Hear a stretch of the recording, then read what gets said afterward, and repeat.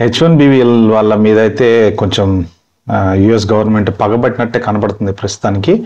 మళ్ళీ వాళ్ళ ఒక ఫ్లాష్ న్యూస్ అయితే రిలీజ్ చేశారు. వాళ్ళు ఏంటంటే, మీకు ఏదన్నా side income any form of shape, అంటే మీరు డిక్లేర్ చేసిన సైడ్ ఇన్కమ్ ఏదన్నా ఒక రెంటల్ ఇన్కమ్ లేకపోతే ఇంకేదైనా అంటే లీగల్గా అలౌడ్ అయిన షేర్స్ లేకపోతే ఆ డివిడెండ్ ఇలాంటివి కాకుండా అదర్ దాన్ దట్ ఏదైనా సైడ్ ఇన్కమ్ ఉంది, మీరు వేరే ఎంప్లాయర్కి పనిచేశారు, ఇలాంటి ఇన్కమ్ గనక మీ దాంట్లో మీ హిస్టరీలో ఉంటే so you are at a deportation risk అనేసి ఇవాళ న్యూస్ అయితే రిలీజ్ చేశారు. H1B F1 వాళ్ళు ఫేసింగ్ ఇంక్రీస్డ్ డిపోర్టేషన్ రిస్క్స్ అన్నమాట. అంటే IRS వాళ్ళు వచ్చేసి మన USCIS వాళ్ళకి, ఐస్ వాళ్ళకి, DHS వాళ్ళకి డేటా షేర్ చేసేసారు, ఆల్రెడీ ఇచ్చేసారంట. అంటే ఎవరెవరికి సంబంధించిన మన H1 వాళ్ళవి పాత రికార్డ్స్ ఏమైతే ఉన్నాయో అవన్నీ వీళ్ళకి ఇచ్చారంట. ఇప్పుడు దాని మీద వాళ్ళు చెకింగ్ చేస్తున్నారు. చేసి ఒకవేళ వాళ్ళు గనక